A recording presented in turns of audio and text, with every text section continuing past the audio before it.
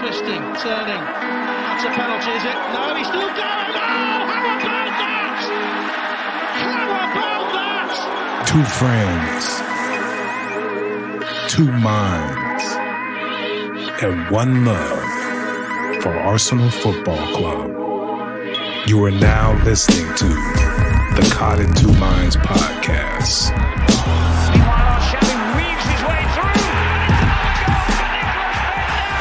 Hey, how about that? What's really going on? Welcome to the podcast, Cod and Two Minds. E. Marshall, that's Guna Rush. Yo. He's posted up, chilling.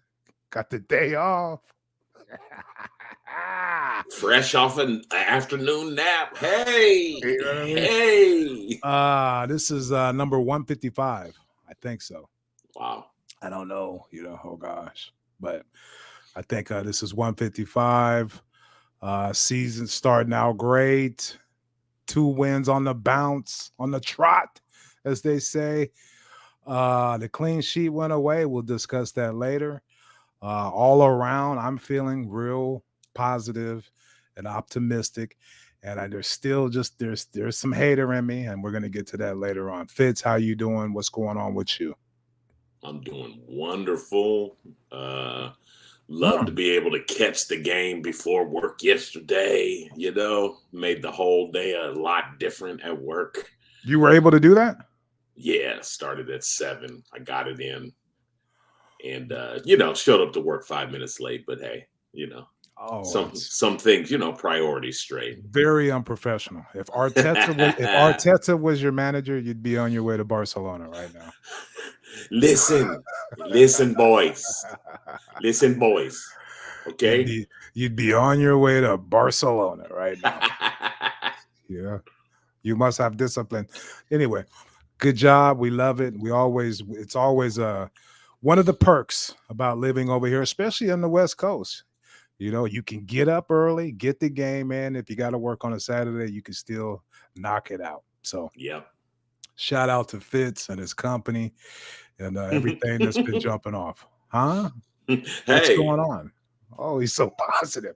Anyway, Arsenal hosting Leicester. There was some controversy going into the game today. Oh, gosh, are they going to play Tillemans? And what's going on? Are we going to sign him? Wait, we need him. There's all that jumping off. Vardy, he scores a lot of goals against us. So I was a little worried, a little concerned. But Arsenal come away with the victory, 4-2. Gabriel Jesus scoring goals for fun, energy, tactics, the crowd, the pressing. What were some of your thoughts with that first half, Fitz? So much class, that Gabriel, the way he plays. I mean, he's a joy. Yeah. He's a joy to watch play. Even when he doesn't have the ball, just watching him work into spots and trying to work with his teammates. And I mean, he's classy. I like him. I like him a lot. The perfect fit for this team and what it seems like we want to do going forward. I like the fact that he's got freedom to go anywhere on the pitch. But at the same time, with that freedom, he's in the box. Yeah. It's time to score goals. He's in the box, receiving crosses and doing all kind of shit. He's making runs behind him. He does it all. Everything Laka wanted to do, this guy is doing it. Yes. He's younger, quicker, more athletic, and he really seems to understand what Arteta wants out of him. I don't know. Yeah. And like you said, Laka had all the same spirit, not the same athletic ability. And that's not his fault. That's just what Laka did. He's old. Been around for a long time. I'm gonna tease that as something that's gonna come up later when we talk about other players. It's not a lack of effort or a lack of love of the game. It's the pure ability. It's the pure ability to be able to get the job done. That's what I'm talking about. I'm interested in seeing where you're going to go with that later on. I don't know. Tickle them. You got to tickle them. Hey. I'll tickle your ass with a feather. Anyway, good shit. Yeah, Gabriel, he's a nice fit. Like I said, I was worried, not really worried. It's just, yeah, Just wasn't 100% sure what it was we were getting, but now I get it. right. One of the things they pointed out that is so important for Arteta is, remember how much he used to have Laka tracking back and helping on defense and Right. getting involved in the midfield. And Gabriel's all down for all of that, of that. Yes. And I didn't realize, but they even the announcers made the point, like, this is kind of been his style. Like, he's relentless on D as well. Like, he'll chase because back I mean, that's the thing. For Man City, Pep had him out on the right wing. He wasn't in the middle, number 9. So he had to do all those things. And I guess Arteta's like, man, just play him as a 9 and make him do all those things. That's kind of what we wanted Lacazette to do, but like we've established, a little older. He had asthma, his feet hurt. He looked like me out there. Them Hennessy nights. Right. I mean, Hennessy. You have to I say see it like the sleep in your eyes. I see the sleep in your eyes. Wipe it out, boy. Another guy who stood out for me in the first half, a revelation. I had no idea, is Zinchenko. He played everywhere but left back in that first half, and we didn't miss a beat. He was everywhere, bossing the midfield, breaking up plays, making passes. You could see the confidence too. Like, he got a little swagger to him. Like, he was telling fools, hey, back up, calm down.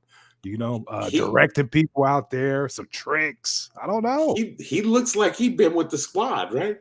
Yeah, he's running the show. He reminds me of a Wenger dude.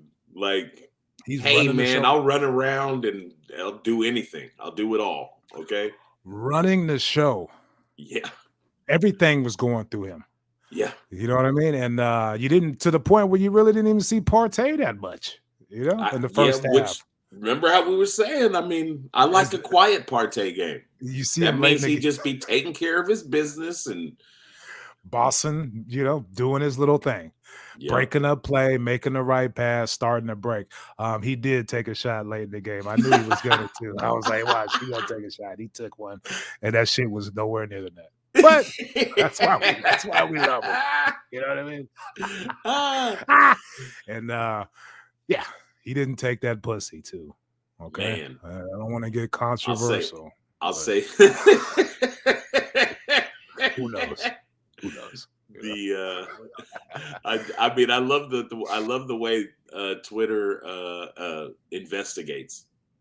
They're just like, we seen him. I saw him over on Highbury Court. He was walking around. There's no way. He was eating kebabs and drinking pints with me. What do you mean? He's been spotted. We spotted him. Kebabs. I didn't know what to say. All right. So with that, on Zinchenko, right? I'm not done either. I'll say it one more time. Woo! He's a smooth operator. Yeah, no. He's full control of his body.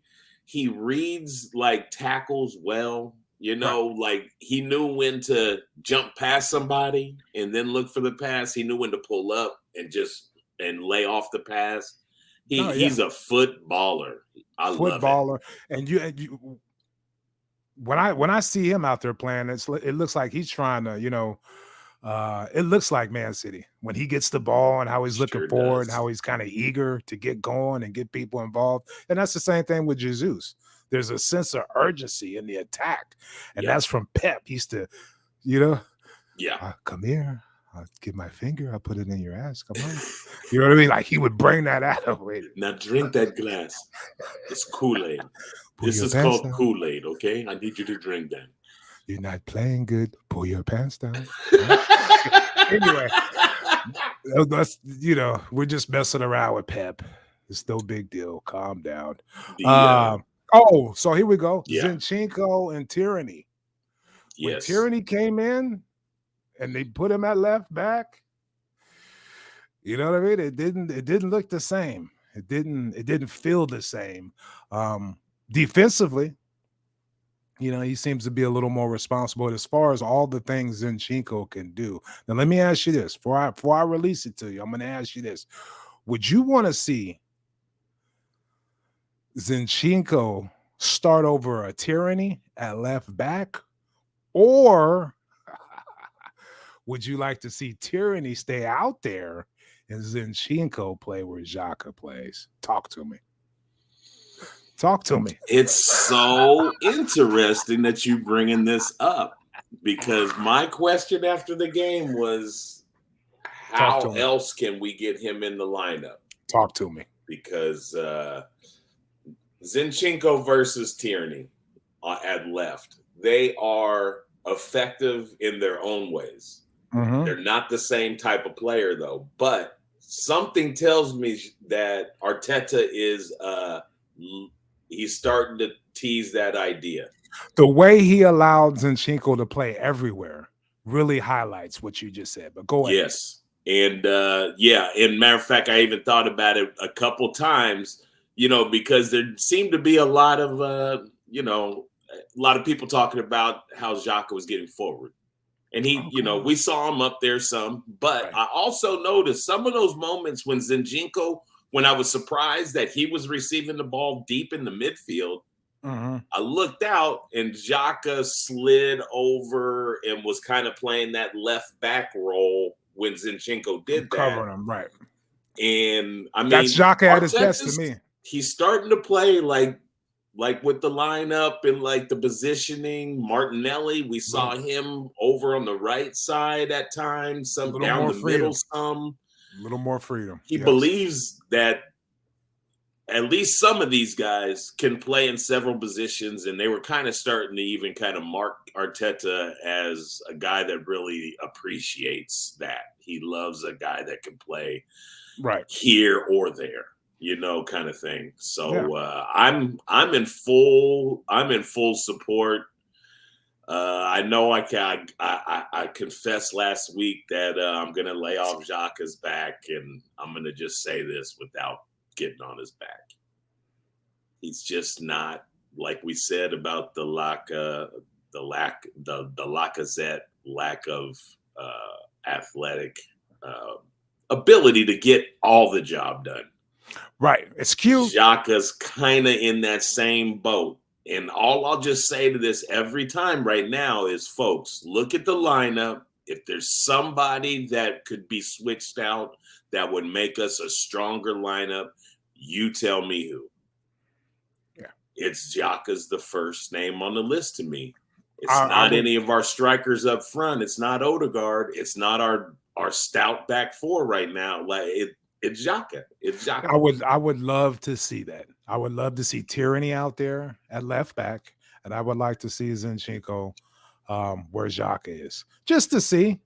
My whole thing with Xhaka going forward and being a box-to-box midfielder is it's cute.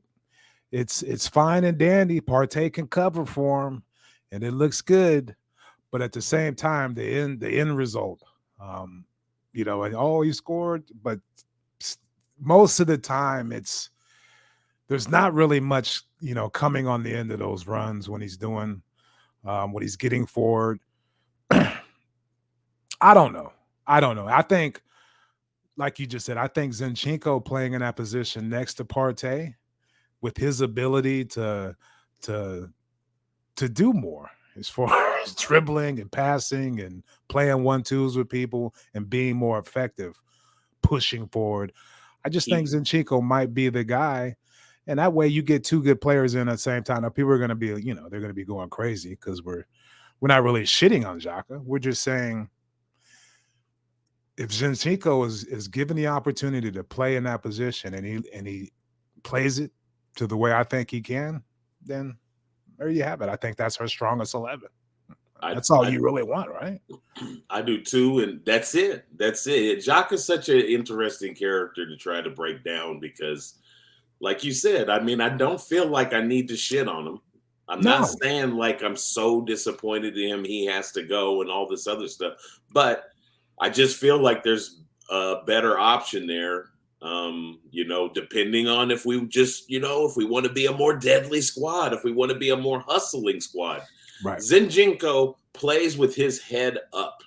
Right. His head is up, scanning the pitch, and he's got all of all of the moves in his. And He's all the passes. 2-footed. He can go both sides. He knows how to get around a defender. And in the meantime, when he's getting around a defender, his head's up and he's looking for the next pass.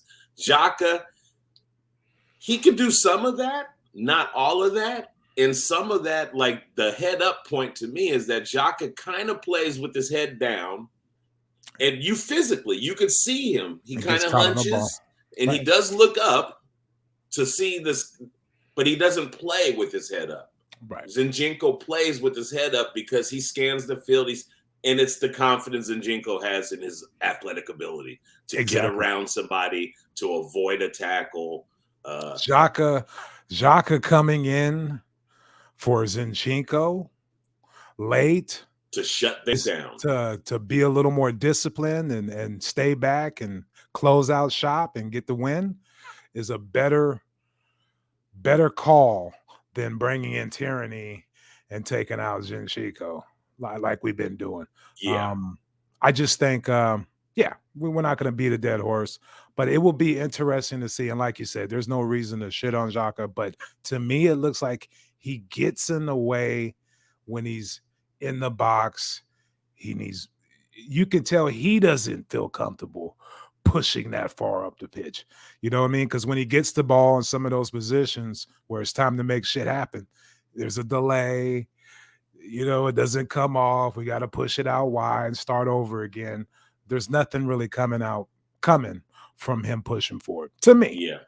Yeah. Whatever. People are going to I guess it is going to sound like shitting. I'm going to make this point too. Go ahead. Xhaka gave the ball away on the goal. Yes, he did. He got caught on it. He gave it away, and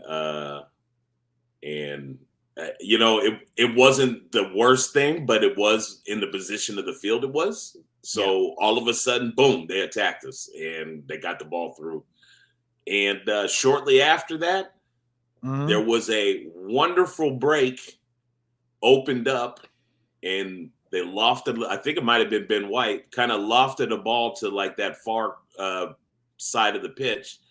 And it looked like it was a nice setup, and the person that was chasing the ball down and couldn't get it was Xhaka. Right. And that's all I'm talking about. His head was there. He saw where he was supposed to go. He made the move. He physically couldn't get it done. Exactly. Yeah. There you go. You know what I mean? It's like I said, it's cute. It's fine and dandy. But I think Xhaka should spend a little more time, in the midfield. Look for those long shots when he has when he's got a nice view on goal and he let her rip. But other than that, cover for the left back when he's pushing high and, work that middle like Partey. The more I see Xhaka in the box, it's just oh wow, look at Xhaka, he's up there. But what's coming from it? Anyway, enough. Yeah. Enough with Xhaka. So Jesus' first goal was tremendous. Just floated it, kind of curled it in there, just instantaneously, no thought. Yep. The second goal was a header off a corner. Our set pieces. Again, we score on a set piece. As an Arsenal fan for all these years, this is tremendous. We can really count on getting goals off set pieces. It's getting to where I'm excited. Yeah. We'll get a set piece or a corner. I'm just like, oh, man, here we go. Let's see what. And, man, we still a lot of heads on balls. Like, we're getting a lot of heads on balls. The deliveries are great. The plays or the set pieces that we're running off them. We got a big club now. We got size. Remember all the little short teams we used to have with Wenger? Bentner didn't want to play him anyway. But so I mean, give it, Arteta hired the guy, the set piece specialist or whatever last year, and it's it's still coming to fruit. I mean, things are coming together and we're still scoring goals. And I do love that when they score on these set pieces and these corners that you see the whole team recognizes that guy, whatever his name is. Yeah. The set piece specialist. I always forget his name, but they all go and recognize him. Arteta makes sure he gives them a handshake and a fucking pat on the back because, it's a new dimension to our team that, like you said, I'm not used to. No. Like you said, it's exciting. Yeah. Martin, I don't know who delivers the best crosses in. Martin Leather does a hell of a job. Saka does a hell of a job. Odegaard, when he does it, they all kind of rotate. But yeah, the deliveries are perfect. And on game number 1, they kicked it all the way to the far post to Zinchenko, who's wide open, and he heads it back across the middle. And I forget who scored, but yeah, tremendous. What about Saliba and his own goal? It was that was rough, but it was a weird reaction. Not one person seemed to be like, damn, he fucked up. Or that's when you know you're special. And that's when like, man, I mean, not that it matters, but if he had any questions, like, I mean, the whole firm is behind him. Everybody's behind him. The way the crowd just stayed with him, there was no or damn or no none of that applause. What's going on with Ramsdale? Man, huh? I mean, I'm not saying that was his fault. Like, this is a tough conversation. Oh wow, you're going there with it. Well, I'm just gonna what I did was I just sized up. Where does he sit in the league? An honest opinion. Is he top 5? He's top 10. I'll give him top 10. Is he top 5? Realistically, probably not. Alisson, Ederson. Don't say it, because he just had a howler. De Gea is out. De Gea is maybe not the same, but that team is a mess. Side note, what's more fun, our start or their start? It's hilarious. Oh man, that shit is hilarious. Those fools are pissed. Oh, that shit's great. That's so yeah, I don't know. I would say he's top 5 in the league. He just needs to calm down. Like, calm down. We get it. You're that guy. You're the guy. Team spirit guy. Everybody loves you. You're down for the cause. You're hyped. Your dad is hyped. He got me hyped. From All or Nothing, that fool's dad gets me juiced. Yeah, like, come on, dad is laddie. So, but my whole thing from game number 1 to game number 2, calm down.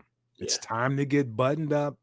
It's time to be dialed in, and because we're trying to go on a run here. We don't need the quacky, crazy, wild keeper anymore. That shit was cool last year. Yeah, we needed that. We needed some muscle or somebody who was going to be like, man, fuck you. But now he needs to get buttoned up. I'm not saying that first goal, the Saliba own goal was his fault, but communication, positioning, help him out. He didn't even have to do anything. Yeah, you could have just been like, let it go, and you would have caught it. Little shit like that while you're running around fist pumping and dancing and doing all your shit. Calm down. That's all you make a good point. Like, last year, it was needed. Right. When he came into the team, we lost 3 in a row. Everything was looking down. We need some spirit. We didn't even know who we could turn to for goals. Ramsdale just brought energy, and we needed that. Beautiful. Recognize your team and squad in front of you. You got 2 big center backs that seem to be, classy, technical, ready to settle in for 10 years of just greatness. Right. I mean, they're young. They can move. Gabriel is the shakiest of all, just because his mindset's up. But man, is he starting to like the whole, I can go forward? You're going to let me go forward a little bit and get in it, and now he's starting to really love it. And you could see it in him, Yeah. But Ramsdale, you got 2 big stout dudes in front of you. You need to be our 3rd stout dude in the middle that we can just count on to just take care of that in front of goal, in the box. Right. Don't be too, that. Now, I will say this. It's always hard to not compare just Arteta worked with Pep, all this other stuff. I did have a moment where I told myself, like, Ederson went through this. He went through a small period when he first got there where he had some shakiness. You ask this goalie in this kind of offense to play a little bit different. So Ramsdale, when he looks like he's getting excitable, it's from trying to move balls on, trying to pick out a pass to launch a break or something, and he maybe throws the pass off and it gets stolen. Things like that seem to be the issue. But no, yeah, like when he ran out and almost gave up the penalty. Like, what are you doing way out there? And calm down. That's all I'm saying. Just stay buttoned up. We need you to be dialed in now. Like dialed in. Like do the right things, play it by the book, communicate, all the things, because and he does have competition. People are gonna laugh at me for saying that, but the American, when he was playing, I know it was just preseason and all that, but America, we got keepers. Yeah, we can get the job done. And Ramsdale, his delivery is good, but the ball at his feet, he's not that good with the ball at his feet. But he could deliver a pass. I believe like a wacky goalkeeper is. Like he kind of thinks he's a little better with the ball at his feet than he really is. That's what I'm saying. Dial it in. Yeah, because you're not. That's all. Look at it. Not to be playing in tight spots. Somebody's closing you down. Just get rid of it, dude. Just get rid of it.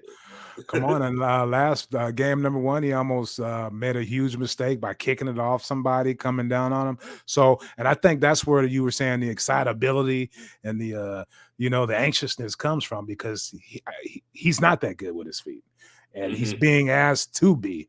Like Ederson is good with the ball at his feet. Yeah. And the fool for Liverpool, they're good at that.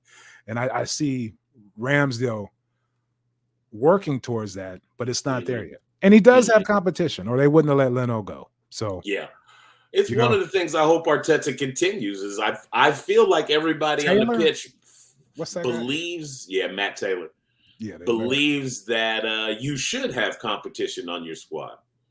Something that we used to knock Wenger with is that these guys get into the squad and they're just comfortable. They're like, man, I ain't losing my spot. Like till March comes and they're ran themselves into the ground. Yeah, everybody's hurt until their hamstrings just hanging off their ass, and then okay.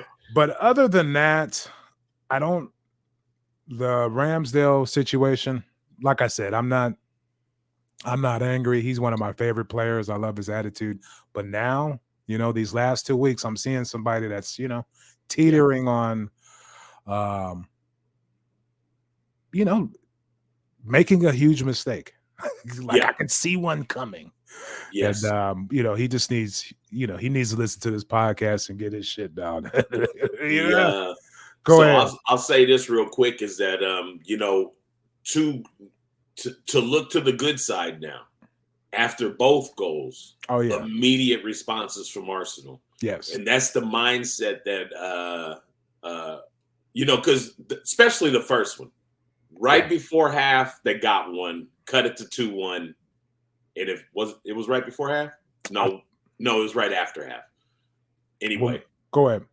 Got it to 2-1, and it felt like,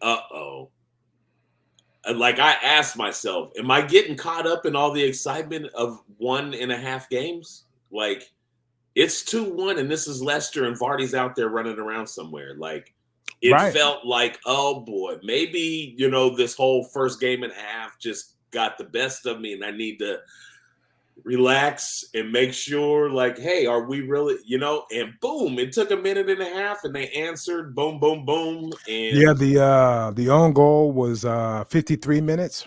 Okay. And then Xhaka came in and scored on the 55th minute. So 2 minutes later, we had the ball in the back of the net.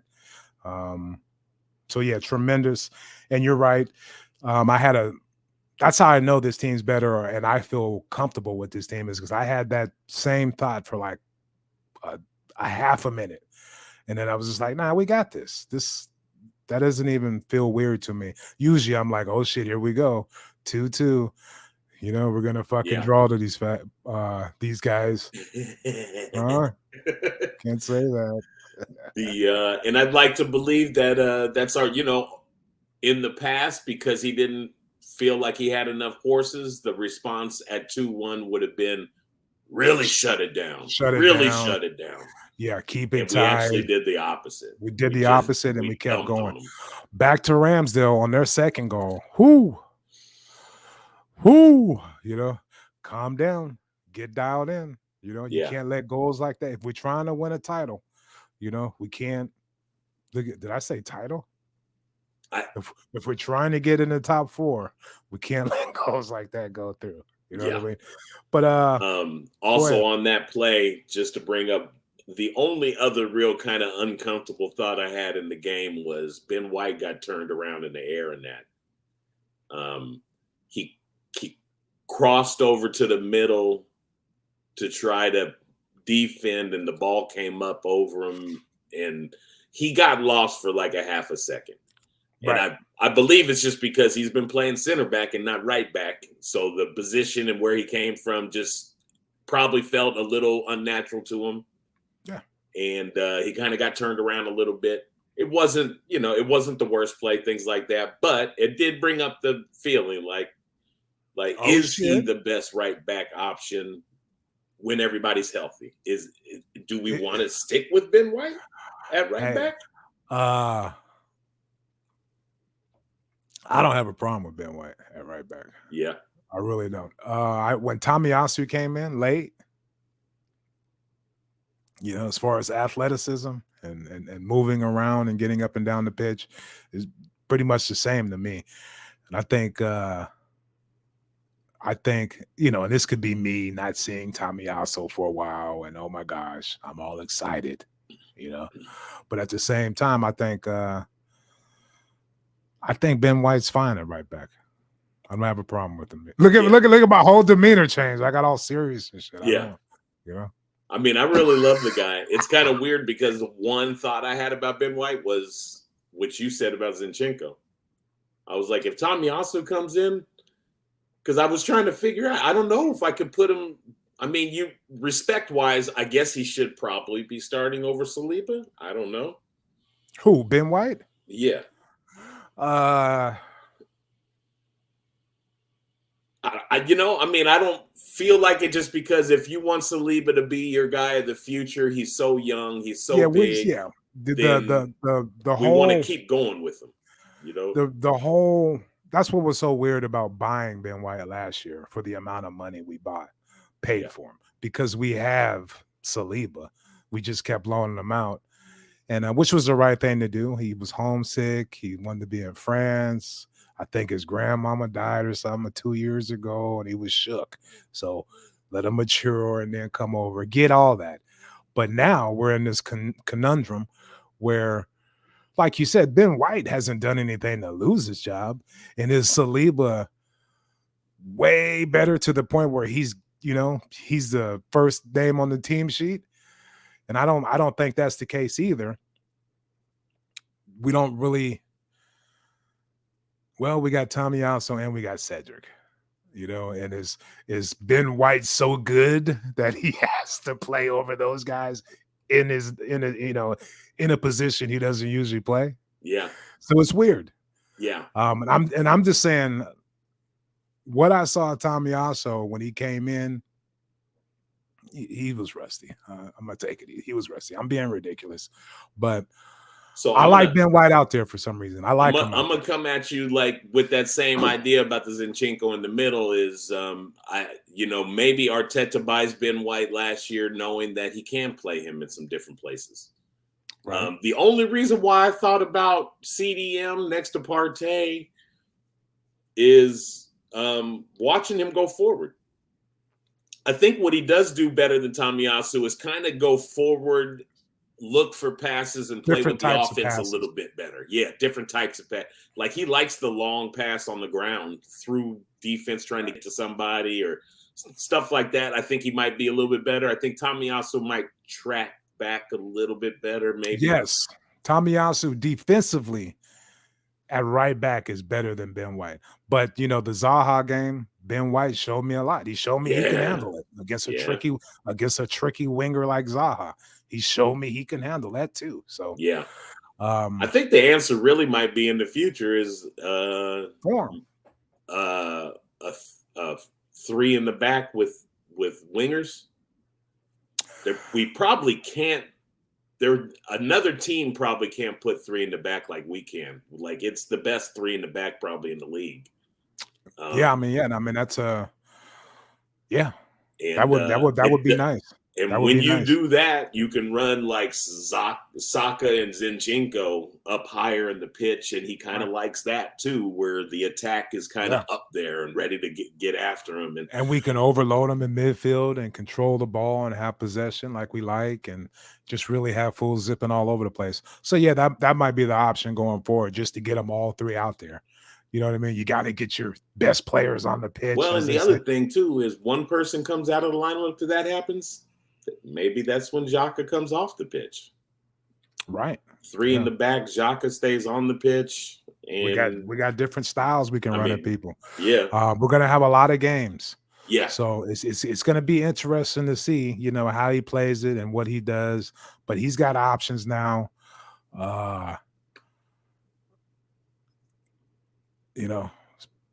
Tomiyasu, basically I would say right back is the one where we're kind of like, but we got three players that can actually play there and produce at some sort of level. So even that is a situation where, we got all our bases covered. Eddie Nketiah is not going to complain. He's not going to sulk. So that's perfect with Jesus. Plus, when Eddie comes out there, he had 2 shots on target in the last 10 minutes of the match. Like, what? I'm trying to score 2. Fuck it. Yeah. So his attitude, knowing he's not going to start over Jesus unless, it's a Carling Cup or a weekday game, Europa League, whatever, is perfect. We know he can score goals and produce. So, yeah, we're looking good, man. I think the team as a whole, we're looking good. Saka was quiet, him and Martinelli, but that's because Martinelli was like, what? I'm loud and hungry. I'm running the show out here. I'm doing big things. I don't give up, Go ahead. Tapped into my spirit. I've been pulling for this kid for so long. You have, more than anybody. I love Martinelli's potential, and now I'm seeing it.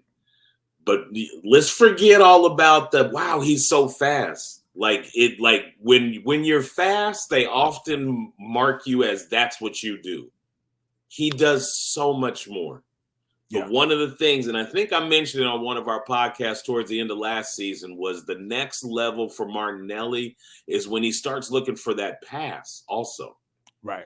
He was very, I'm going to attack this defender and get around him and take that shot. Head down, I'm coming at you. Yeah. He's passing the ball. And folks, have you noticed the passes are beautiful? He hits guys in stride. He puts it where Jesus wants it. He's really good at it. And how is he taking corners and not Odegaard? It must be something, right? Martinelli can deliver different types of corners. Like that little one that he does to the near post.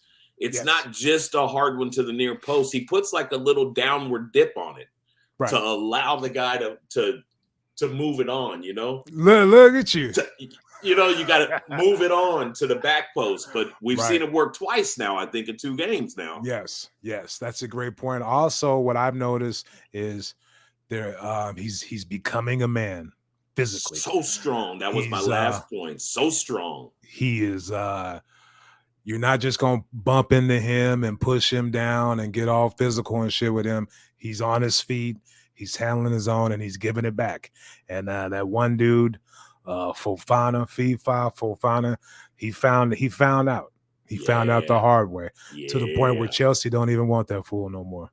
You know what I mean? I think Fofana was Young Player of the Year last year. Yeah, I think he was. He got a full dose of Martinelli yesterday. He sure did. And I'm telling you, this guy, if you go back and you look at his goals, he scored some of the most technically beautiful goals you ever want to see in your life. I was with his left foot the other day, going across his body on target with his off foot. Like he does it all. Yeah. He does it. Incredible goals. He's hungry. And that left side kind of stole the show over there with Zinchenko, him, Xhaka, and some of the other players. They kind of stole that show. Whereas, I like how Zaka's like, fuck it, I'll just let the game come to me. Fool, I'm not tripping. Him and Odegaard. Nothing was forced. They didn't get, they weren't irritated when Xhaka had the ball a few times. He did his thing. There's balance. Very few mistakes over there from soccer. He just, he handles his business. He already feels like a 5-year veteran. So he's a veteran. He's a little veteran. Huh? What was that? Yeah. Anyway, yeah. I'll just say it. That was my man of the match.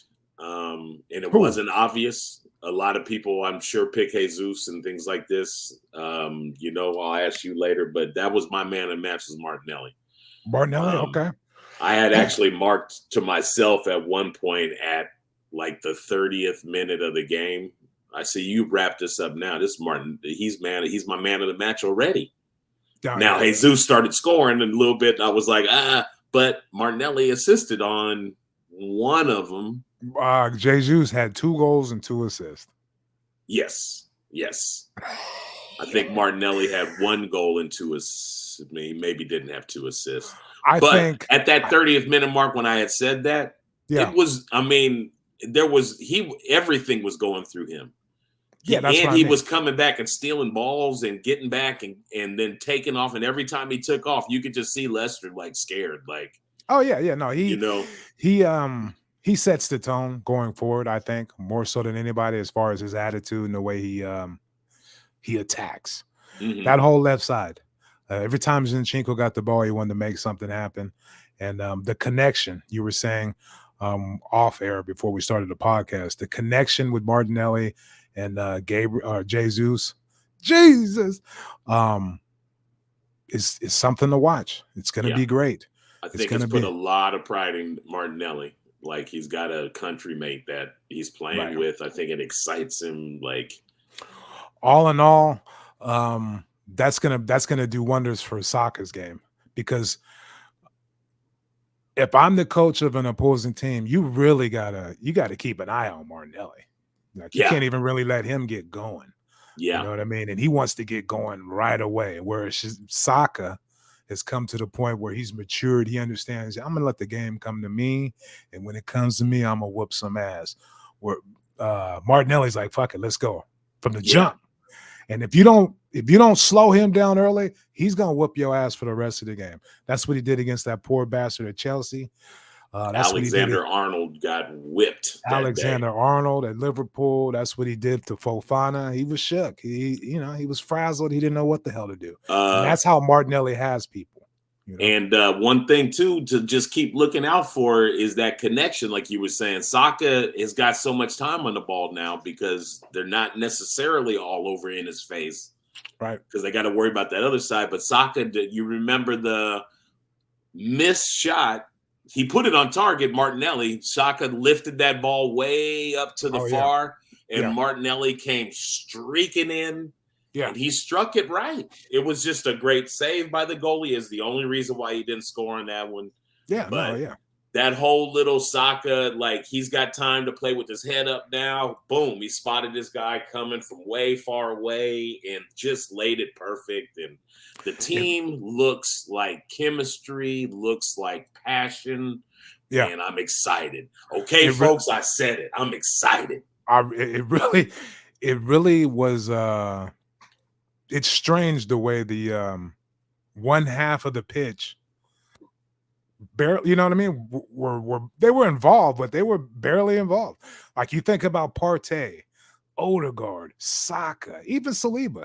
They really didn't have that much to do compared to all the shit that was jumping off on the left side. Left side, yeah. You know what I mean? And that's balance. We can come at you with all kind of different things now. Mm-hmm. And that's the beauty. I've been watching All or Nothing. Oh gosh. It's whatever. It's hella funny because after I sold you on it and then I watched like the next maybe 2, I think I got through 2 more episodes. I was like, all right, like, like, all right, Yeah. Hate it. So hats off to him. He's got to, we got to produce. We got to win something. We got to meet all our targets, and then we can keep with the accolades to Arteta about how he's a genius, how button up he is, how he's, forward thinking. He's a pathfinder. He's, oh my gosh, we got to win some shit. We got to hit all our targets. That's all I'm saying. Love him, support him, want him. But, I did see right before we started, I saw real quick a tweet. Somebody was praising I haven't got to that episode, I guess, but was praising Arteta because he was pointing out what the Brentford guy tweeted to the whole team. He had the whole team sitting there and he put the tweet up on the screen. And he said, "You see what he said about us? Now they're coming to our ground. We're not that doesn't go down here. This is our play." But you remember what I've been saying? I've been saying this for 2 years. He listens. He watches. He reads tweets. Yeah. If he's not doing it himself, his kid is doing it and sending it to him. Somebody's sending him the tweets. He hears what the public says, and that's why at times we've seen weird kind of moves or decisions or that Arteta's done that you're like, dude, is he reading tweets and trying to answer the public and stuff? Is that what he's doing? He's in Cotton Two Minds DMs all the time, trying to pick my brain. But all I can do is respect him for Anyway. All right, enough. That's enough. I don't like going past 40 minutes. We're not one of these, oh gosh, podcasts. So, and we've gone long enough. Oh God. Thanks for the support. YouTube, Cotton Two Minds. It's whatever. Much love. Fitty. Give us a follow, man. Let's get out of here. No, much love, one love. Peace. Peace. Twisting, turning. That's a penalty, is it? No, he's still going. Oh, how about that? How about that? Thank you for tuning into Cotton Two Minds. Please head on over to iTunes to subscribe, rate, and review. All feedback is much appreciated.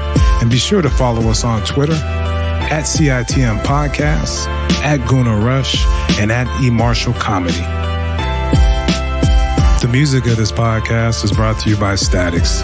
If you like what you hear, please head on over to staticsmusic.com and be sure to follow them on Twitter and Instagram at Statics Music. That's STATX Music. Peace.